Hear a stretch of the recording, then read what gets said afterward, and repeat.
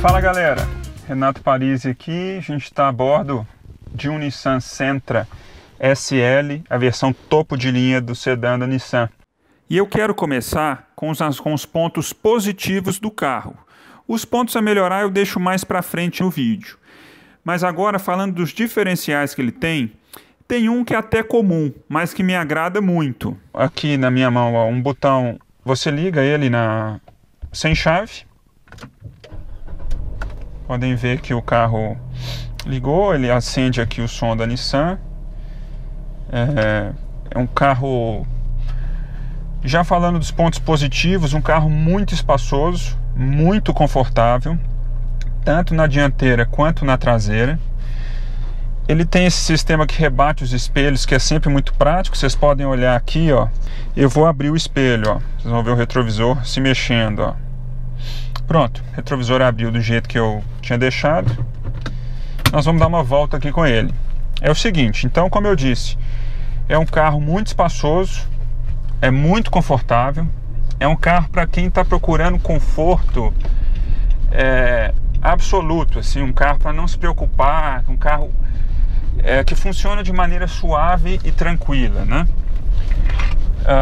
Você não tem aquele ímpeto de acelerar, é uma coisa para você rodar com tranquilidade. Até comentei isso no 0 a 100, é quase uma terapia, né? E não deixa de ser verdade pela proposta do carro. Então, assim, conforto, a suavidade do rodar é uma coisa que realmente chama a atenção aqui do Sentra. Outro aspecto muito interessante, mas esse é subjetivo, é o visual. O Sentra evoluiu muito da sua geração da carroceria imediatamente antes dessa para essa atual. Foi a evolução já das duas últimas atualizações do carro, né? Várias pessoas me perguntam, que carro é esse? Aí eu falo, é o Sentra. Poxa, mas ele está diferente. E ele tem chamado muita atenção, especialmente de donos de Corolla da geração anterior, de Cruze da geração anterior. Esses têm olhado muito. E também de donos do Sentra mesmo, da carroceria anterior. Além, por exemplo, de quase ter feito um motorista num Mitsubishi Lancer. Quase bateu o carro para poder olhar o Sentra. Foi muito curioso isso hoje mais cedo, quando eu estava dirigindo o Sentra. Continuando, então, assim, o visual ele realmente evoluiu muito. É um item subjetivo, você pode gostar ou não. Eu gosto, achei que a Nissan acertou a mão agora. E um outro ponto que vocês viram, que eu usufruí dele logo no início do vídeo, foi o botão sem chave, né? O ponto, na verdade, é a chave inteligente iKey, que é o nome que a Nissan deu para essa chave. Você não precisa enfiá-la na ignição para dar partida. Você não precisa colocá-la, destravar o alarme para você entrar no carro. Você se aproxima do carro com a chave no bolso, aperta um botão na maçaneta, o carro reconhece que a chave está por perto e você entra no carro. Isso vale para a porta do motorista, para a porta do passageiro e para o porta-malas. Então é realmente muito legal isso.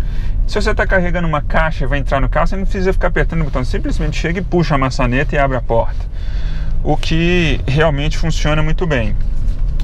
Outra coisa legal outro equipamento, né, que o Sentra tem, que é legal, que eu gostei, é o ar-condicionado de 2 zonas. Motorista e passageiro, cada um tem a sua temperatura independente. Isso é sempre muito bom, né? Eu estou nesse momento aqui com o ar-condicionado ligado, a mesma temperatura nos dois, porque eu estou sozinho no carro. Mas se eu tiver com outra pessoa, eu aperto aqui um botão dual, que está aqui nessa ponta do ar-condicionado, do sistema, e esse lado passa a controlar a temperatura do lado do passageiro, e aqui fica para o motorista. Realmente muito simples, muito legal de usar, muito prático, né? Outro aspecto que ele tem é o farol de xenônio, farol baixo, muito bom, ótima visibilidade à noite, ao contrário do farol de neblina. Eu imagino que ele esteja desregulado, mas se não estiver, um dos piores faróis de neblina que eu já vi em carros testados por mim, que eu dirigi para o blog ou não, aluguei, me emprestaram, o que quer que seja. Pior farol de neblina que eu vi nos últimos 10 anos aí, com folga. Ilumina muito mal, muito no chão, provavelmente é só desregulagem, né? Agora, passando para outro aspecto que me agradou demais do Sentra, é o aspecto segurança. Eu esperava 6 airbags, controle de tração, controle de estabilidade. Tudo isso o Sentra tem. Airbag dianteiro frontal, airbag lateral do tipo cortina e lateral normal, além de controle de tração e estabilidade associado ao airbag. Funciona muito bem o sistema. Na única provocada que eu dei no carro, na estrada, num ponto seguro, dentro do limite da via, realmente ele entrou em ação, corrigiu tranquilo a leve tendência que o Sentra teve de sair de frente. Outro ponto muito bom que esse carro tem, realmente muito eficiente, esse me surpreendeu, foi o sensor de ponto cego. Nos retrovisores, ele acende uma luz dentro do veículo mostrando se tem algum objeto, carro, o que quer que seja, nos pontos cegos das laterais do veículo. E ele emite até um barulho, um pequeno bip, se eu estou me movimentando para cima desse ponto cego, o que evita a colisão. Isso realmente é muito legal, muito prático. Diferente um pouco do outro sistema de segurança que esse carro tem, que com o nome oficial, até anotei aqui para não esquecer, olha, o Sistema de Alerta de Colisão Frontal. Funciona da seguinte forma: o carro, o Sentra tem um sensor dianteiro que mede ele monitora o que está na frente do carro.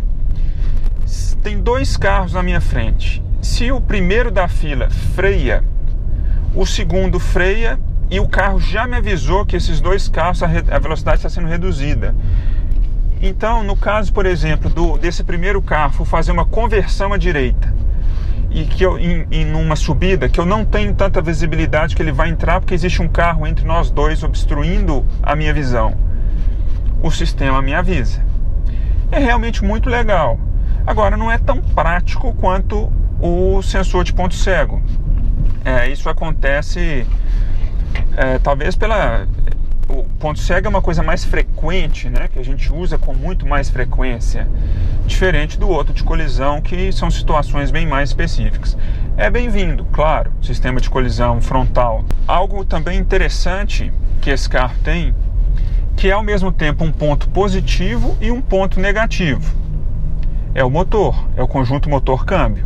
O câmbio CVT é muito bom, funciona de forma suave. Olha, eu dirijo o carro aqui numa tranquilidade, parece que eu sou o melhor amigo do carro há muitos anos. Agora, ele entrega um desempenho compatível com a proposta do carro, mas inferior ao da concorrência. Eu tenho motor 2.0 16 válvulas, com 140 cavalos, 20 kg de torque, que, por exemplo, com um carro cheio, com várias pessoas e bagagem, muita bagagem no porta-malas, eu vou ter que dar uma regulada, assim, vou ter que prestar mais atenção na hora de ultrapassar. Eu acho que nessa categoria de sedã médio, o Nissan Sentra deveria ter mais potência. Ele deveria ter no mínimo uns 150 cavalos, uns 10 cavalos a mais, 1 kg a mais de torque. Acho que deixaria o desempenho dele melhor. Mas repetindo, o desempenho dele não é ruim, mas ele é superado pelos concorrentes. Por exemplo, o Toyota Corolla e o Honda Civic, os dois com motor 2.0, eles têm mais potência do que esse carro, tem mais torque do que esse carro. Agora, o Civic e o Cruze, além do Citroën C4 Lounge e do Peugeot 408, eles têm motor turbo. Um deles 1.5 turbo, o outro 1.4 turbo. Chevrolet 1.4 turbo, o Civic 1.5 turbo, e o Peugeot e o Citroën têm motor 1.6 turbo. Eles entregam um desempenho muito mais interessante, que garante, por exemplo, uma média de consumo boa, porque eles têm cilindrada baixa, com alto desempenho quando o turbo entra em ação, que garante mais segurança, por exemplo, numa ultrapassagem na estrada, numa situação que exija mais desempenho do carro. Bem, vou falar um pouco aqui do sistema de som que ele tem, do sistema de entretenimento, que eles chamam de Nissan Connect. Ele é um sistema que funciona bem, ele tem rádio AM, FM aqui, eu não vou deixar o volume alto, CD player, entrada auxiliar, entrada para USB, ele tem câmera de ré. Se eu vou fazer uma manobra, né, clássico o sistema, né, engata a marcha ré, automaticamente ele liga aqui a câmera. Se eu dou uma ré tranquila, ele me mostra aqui as distâncias, funciona muito bem. E ele tem também o sistema de navegação. Eu aperto aqui o mapa, ele me mostra o mapa. Eu posso colocar, eu vou encostar o carro aqui só para eu sair da rua. Eu vou recolher até os espelhos, ó, por segurança. E eu coloco o endereço que eu quiser normalmente aqui, inserir destino, digito as informações. Mas fica como curiosidade um detalhe.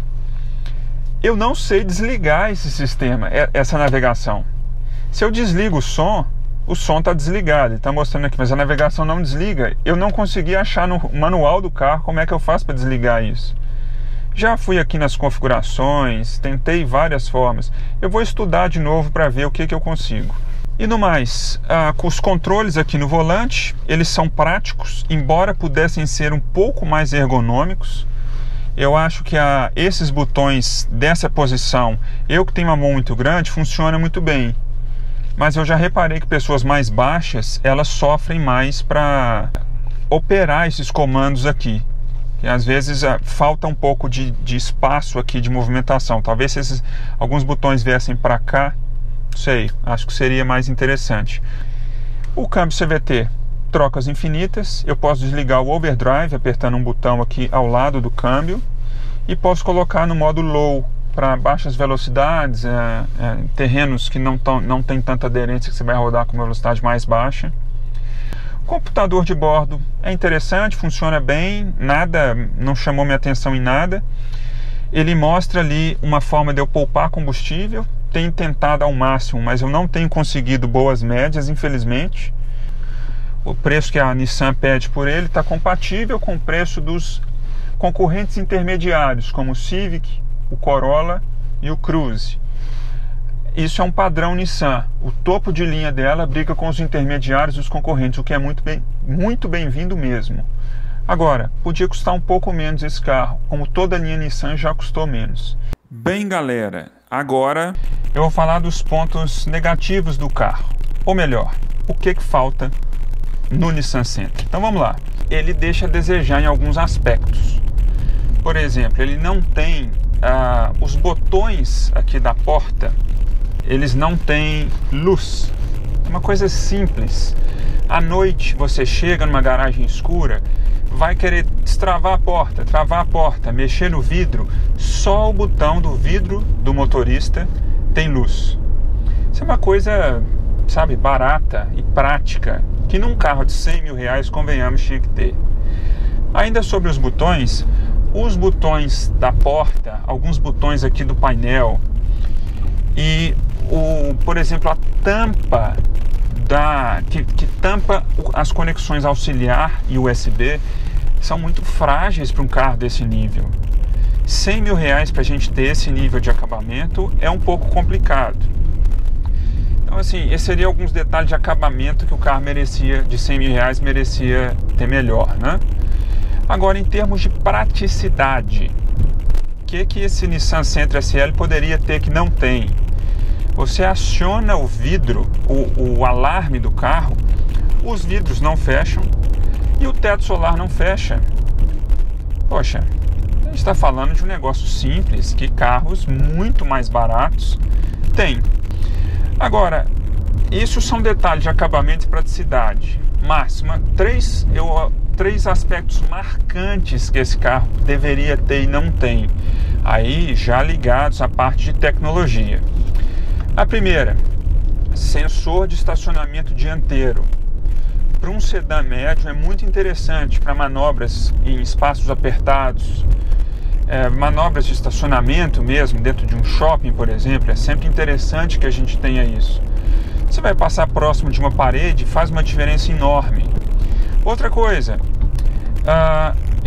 assistente de partida em rampa, hill holder, que o 500, por exemplo, tem.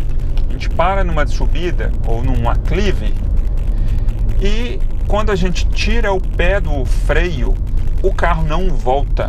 O carro ele simplesmente fica parado por alguns segundos até você arrancá-lo. Esse carro não tem. Você está numa subida, tira o pé do freio para acelerar, ele é automático com câmbio CVT, o carro volta.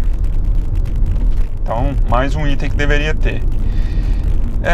E eu acho que para a gente fechar aqui os pontos, esse carro merecia ter um sistema start-stop, o famoso liga-desliga, que quando você para o carro no trânsito, por exemplo, está com um trânsito carregado, você parou o carro num sinal, num semáforo, né?